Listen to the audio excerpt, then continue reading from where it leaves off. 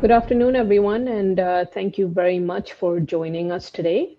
My name is Alina Islam, and I'm a mining analyst here at Red Cloud Securities. I am very excited to present Major Drilling to you today. They are a leading provider of drilling services in the mining industry.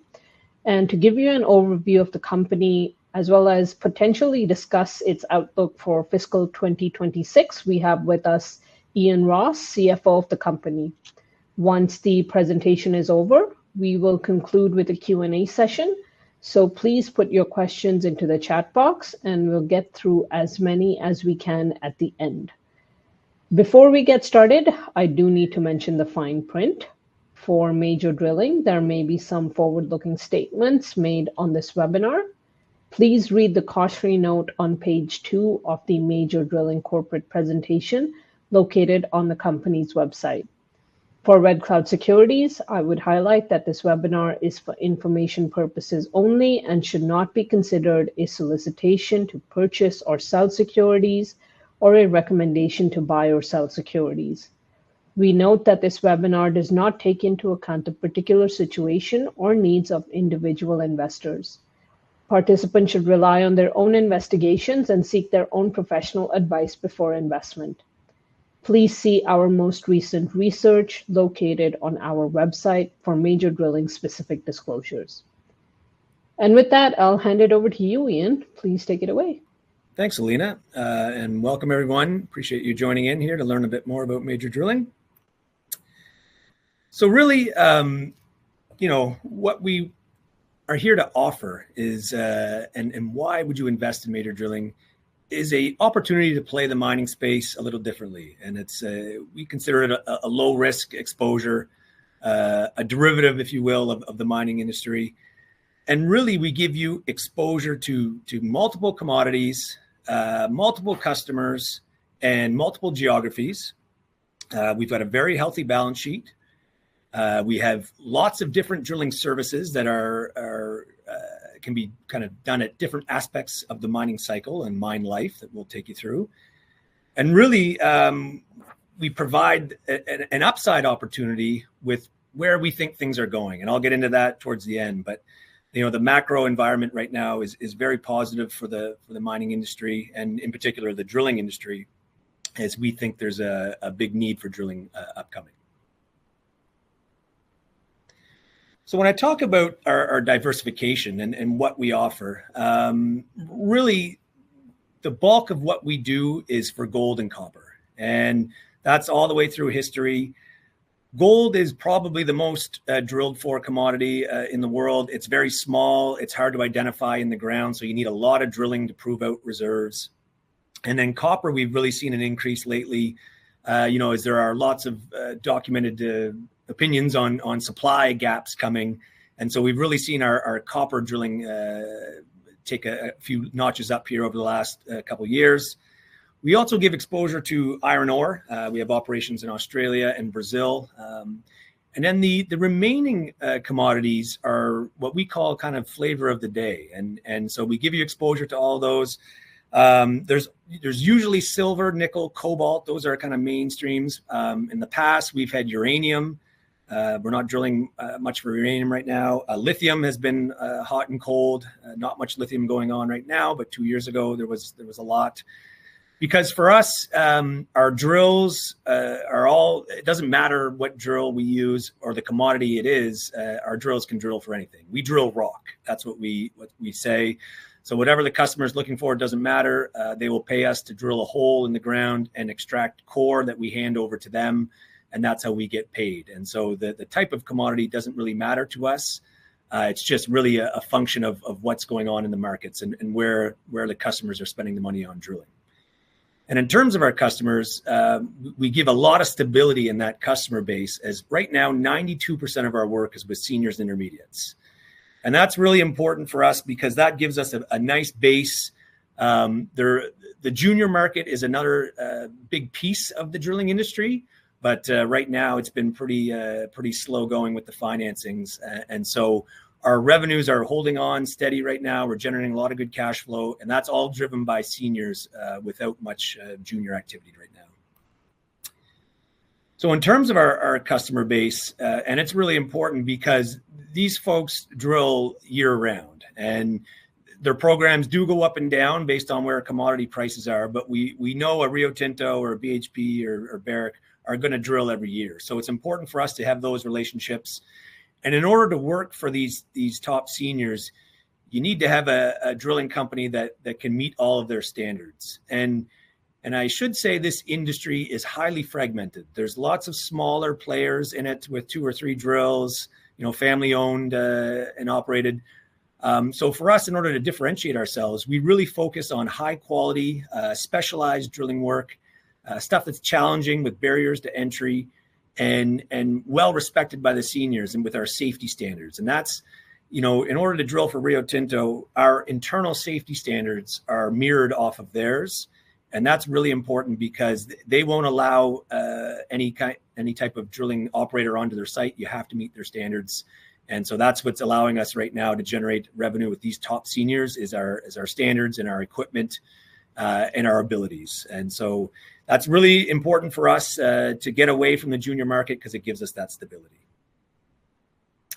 In terms of our geographic diversification, there's a map here on the screen, but the bulk of our revenue would come from Canada, US, Australia, Chile, and Peru right now. So good mining jurisdictions, fairly stable, and really they provide the opportunity and the upside in terms of potential down the road. We do all the work in Mongolia at the Oyu Tolgoi project for Rio Tinto. We also do all the work at the Grasberg mine in Indonesia for Freeport. And both of those, we've been there for a long time, over 20 plus years in those countries, and good relationships with those good senior customers. We've got 708 drills, all owned, nothing leased. We buy them outright. We are registered in 20 plus countries, although not quite operating there right now.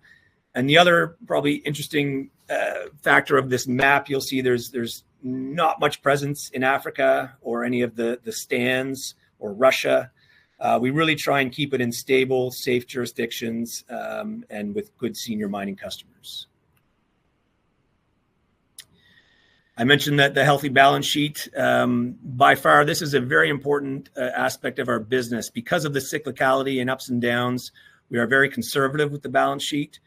We had some, I would say, troubles back in early 2000 and learned the hard way on what a levered company in this industry, what the impacts can be when things slow down. So ever since then, the last 25 years, we've been really disciplined with our cash management. We are into a small net debt position at the moment, but that's just temporary.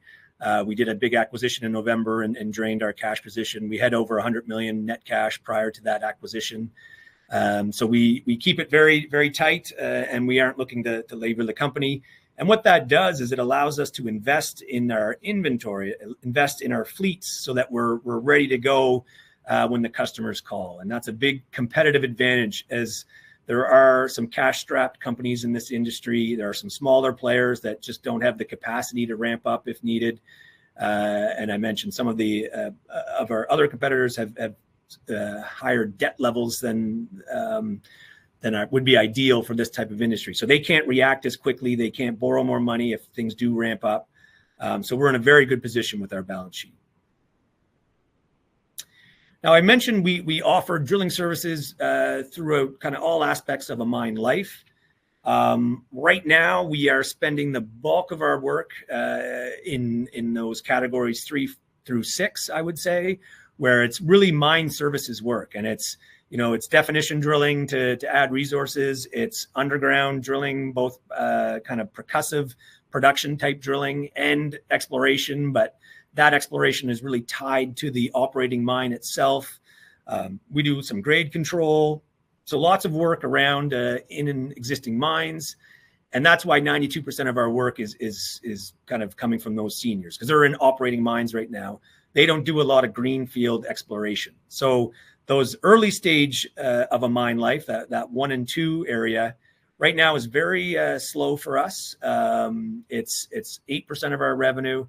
And that's really driven by juniors out poking holes around and then the seniors will come in afterwards and develop those mines. So we offer lots of opportunity in every aspect of a mine life, but right now what we're seeing is we're really concentrated in the 3 to 6 phases here.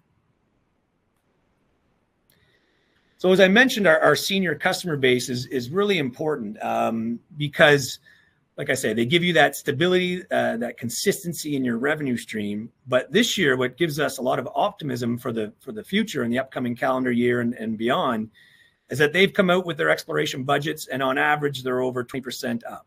And so we're seeing that now start to translate into our revenue. We just finished our fourth quarter. And in that press release, we gave a little bit of qualitative guidance, which is something we never do. But we wanted to make sure that the market knew that we are seeing an increase in growth coming. So we highlighted that we'd be looking at incremental quarter over quarter growth of 20% from Q4 to Q1 that we're just entering right now. And we have good visibility on our Q1, so we felt very comfortable giving that guidance. But we are seeing a pickup in activity, and it is directly related to these seniors who are upping their exploration budgets. And it makes a lot of sense where commodity prices are right now. They're generating a lot of free cash flow, and they've all said that it's time to address kind of depleting reserves and to grow those ounces at this time. So as I mentioned, we're 8% right now with juniors, and really I would say the most common question we get is what's it going to take for juniors to start raising money again and to get out drilling. And it's really, I find this graph very interesting. The yellow line is the gold price in relation to the kind of exploration or the financings that juniors have been able to get over the last 10, 15 years. And you'll see it's really interesting is back in the last peak of the cycle, and I'll get into the cycle in the next slide here, but in 2009 to 2012, it was really crazy, I would say, in terms of the amount of financings and opportunity that juniors could get. And it has slowed down drastically since 2013. Commodity prices fell off, and their ability to raise capital got extremely challenging.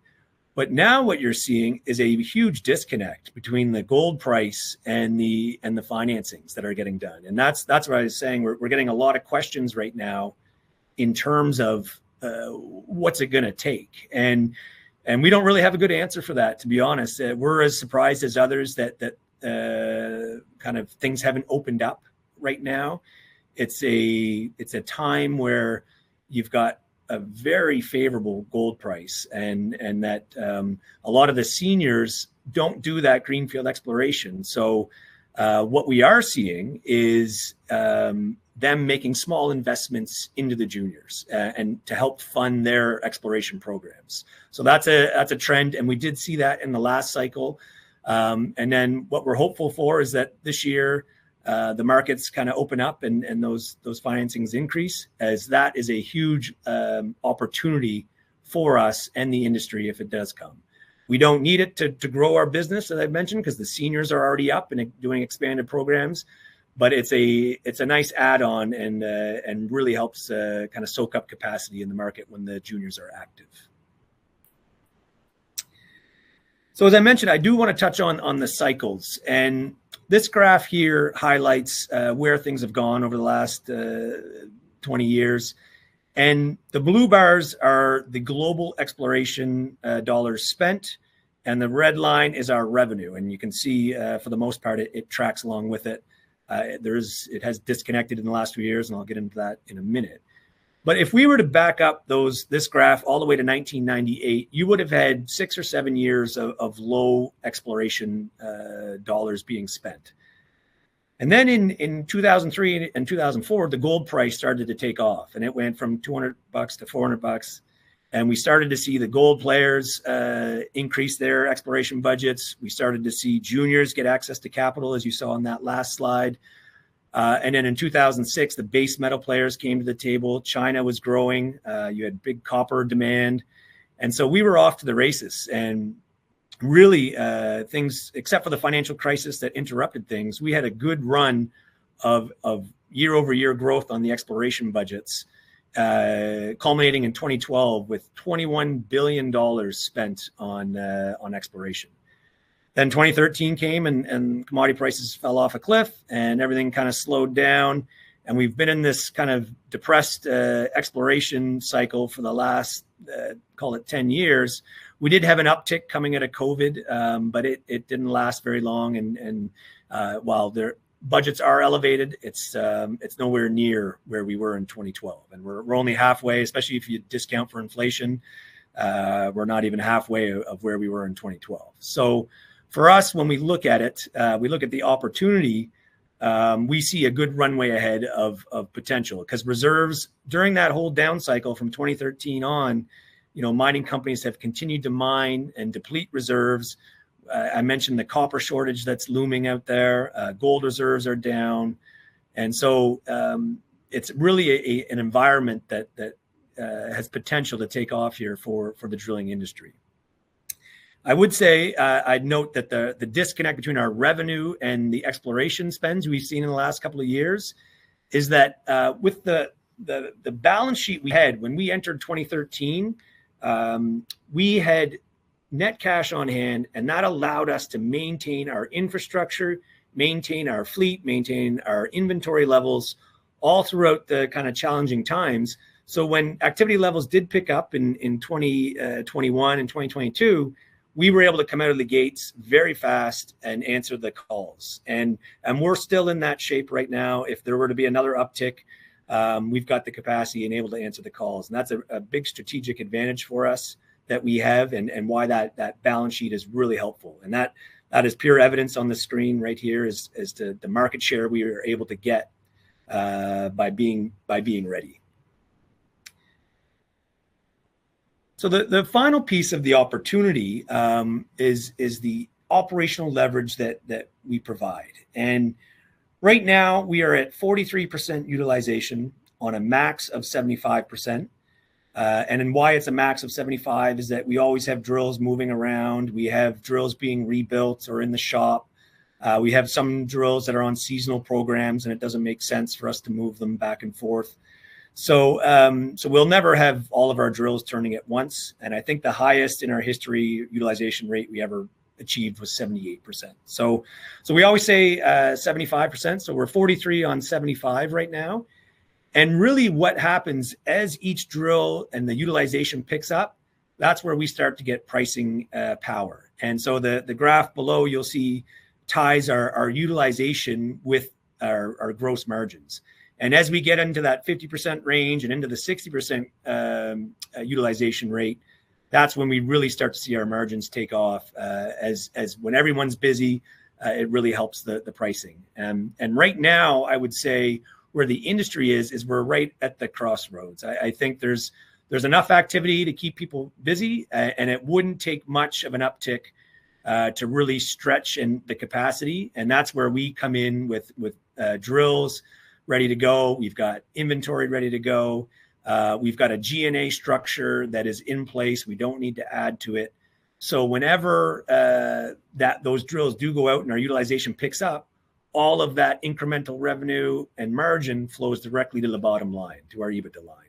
So it really helps the free cash generation, as there's a lot of torque in the model with that.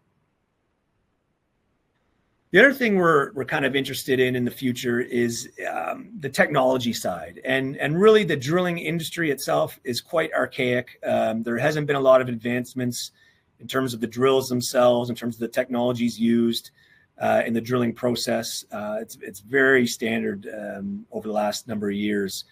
So we made a small investment this year into a local company here in Toronto, and basically they do a couple of services that we think are going to be value add, and we're really trying to give our customers a different feel and something that they can't get elsewhere. And that's with using analytics and AI and extra data to help them make their mining decisions and help their modeling process. So really, there's three prongs to this. We've got an in-house system called Rock5 that is a dashboard on drills. It has sensors all over the drill, and that allows. We initially designed it to help expedite the training process, because it'll really tell you when you're pushing the drill too hard, or water pressure is off. It'll give you all those readings. But what we've also learned is that the data that it collects in terms of what's happening as the drill bit is going down the hole is something that our customers have interested in. We then, through an investment this summer, got into a borehole survey data company that provides readings of the hole. So we take our drill rods out of the hole. They send tools down to read the hole itself. So there's two ways to get data from it. There's the core that we extract, and then there's the hole itself that has another layer of data. So they provide that service. And then finally, they have a sister company that's got an AI software that does imaging and logging. And basically, they've got a device that takes a picture of the core, and then through the AI software, it logs it, and then through Starlink can be sent back to a geologist sitting wherever. And so we're really trying, through all these three pieces, is to package them up and offer our customers a much more data-enriched solution, and in real time, where we can pull core out of the ground right away. We can have it imaged and logged and sent to a geologist sitting somewhere in a remote location, and they can have it and make decisions in real time. And there's nobody else in the drilling industry doing this right now, and we're excited for it. It's just in its infant phase, so we still got a lot of work to do to perfect the offering, the service offering. But we are partnering with a couple of our senior customers and working with them jointly to come up with the solution that would work for them. So we're excited about the technology aspect of the business as another layer moving forward. And finally, just a couple of things here. The structure, the cap structure is very clean. Not a lot of outstanding warrants or anything options like that. It's very clean. We've got 5 analysts covering us right now, so there's a few eyes on the stock, which is helpful. We've got decent volume. We got decent liquidity, but it can always be better. But you can get it in and out of the stock, which is appealing. And it's why when we look at our competitors, our publicly traded competitors, it is a reason why our multiple is a bit higher, because we do give you that liquidity and daily trading volume to make your trades. And so, yeah, in conclusion here, it's really, for us, we provide you, the investor, an opportunity to play the mining space. If you're not sure which commodity you want to choose, if you're not sure which customer, which project, we're a way, but you think things are going in a certain direction, we're an opportunity to play it that way, play it safe with a cash flow generating company, a simple business model, with a great balance sheet. And for us, it's the outlook and the macro landscape, as I mentioned, is as good as we've seen it in a number of years, with reserves depleting, record high commodity prices, and just a lack of exploration that's been done over the last 10 years. It's all setting up for another cycle, and we've seen these drilling cycles come and go over the years through history, and we're optimistic that we're entering one right now, and should see a couple of good years of good drilling activity. So I'll pause there and hand it over for questions. Thanks a lot, Ian. That was a great presentation. Just as a reminder to our audience, you can type your questions into the chat box at any time. So Ian, we do have a couple of questions. I guess first off, you mentioned safety as one of your competitive advantages over some of your peers, but are there any other maybe highlights you could provide on why a company or a mining company would pick you over some of your peers? Yeah, sure. So one of our main focuses is specialized services, we call it, which is really anything that's challenging, and that's where our expertise is. And so it's deep hole drilling, it's directional drilling, it's high altitude drilling, anything in remote locations. We've got the experience and the technical know-how from being in business for over 40 years. We're almost 30 years as a public company, but that the knowledge that we have around the world, there's not a program that will come up that we can't leverage some of that technical know-how we have in the company. And that's a big advantage to us when we're out sourcing work or bidding projects. And customers like that. They like the reliability we offer, because of our balance sheet. They know our fleet's going to be in good shape. They know we're going to have inventory and spare parts to keep the drills running.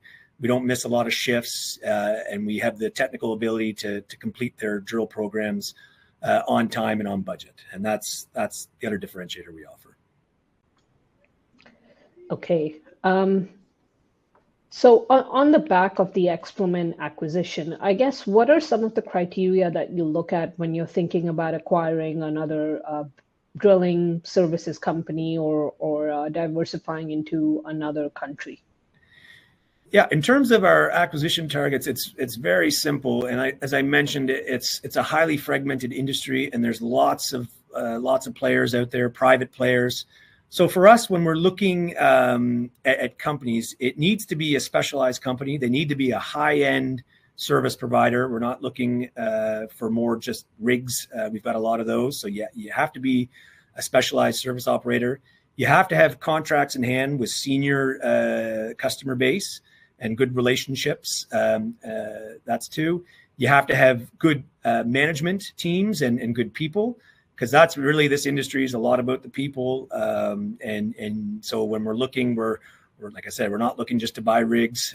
We need those good teams to come with it.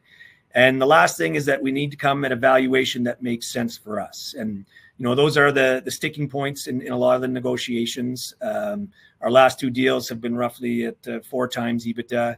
And we use earnouts when we need to bridge gaps between kind of expectations and forward-looking, opportunities.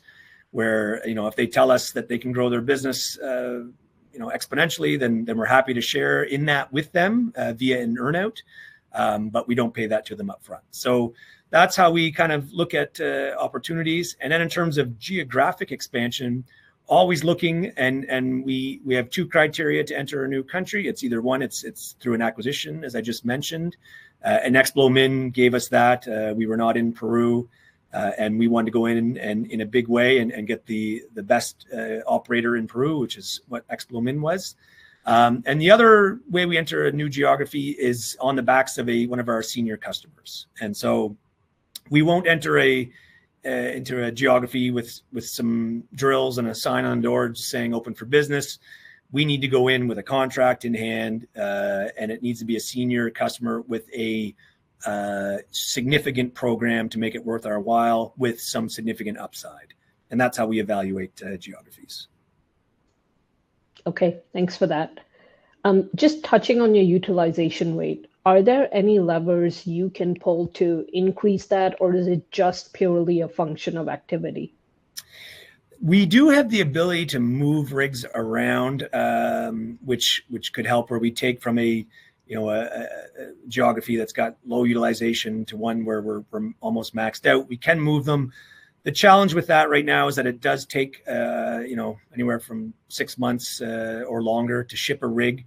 So and we do move some rigs around, but before we make any significant steps that could impact that utilization, is we need to make sure those markets where the utilization rates are low are not coming back. And for us right now, we don't have any of those. So for us, I think for the utilization rate to increase, it's going to be a function of activity. And it can move pretty quick, because the most capacity we have right now is in Canada, US, and Mexico. And so if those regions pick up, and which is actually, Canada's looking much more promising this year, then we can see that utilization uptick quite quickly. Okay, just looking at your costs over the last couple of quarters, is labor retention an issue? So labor is what we're doing right now is in those slower markets. So North America has been slow for the last year and a half, and we have doubled up there on our drillers, and we want to keep them, because that is the big constraint. When things turn and get crazy, it's going to be experienced drillers. So we don't want to let any of our good drillers go. So we've been keeping them on staff, doubling them up, and that has had a slight impact on margins, definitely not material. But it really, for us, because the drillers are so key to the success of a business, of a drilling project, because they're still quite an art form. It's there's not, even though we're working on technologies to help improve and to guide, it's still a highly skilled technique that these drillers use. And so you need to have the crew. So I would say Canada and the US would be the tightest markets when it gets busy. The rest around the world, Australia does get tight as well. But the other parts of the world where we're in, there's lots of drillers available. So it's just in Canada, US, where we would see that tightness, but it's not right now. But we are keeping extra drillers just to be prepared for when it does turn. Okay, Ian, I think that's it for the Q&A portion of the webinar. Thank you so much for taking time to host this webinar with us today. Perfect. Thanks for having me.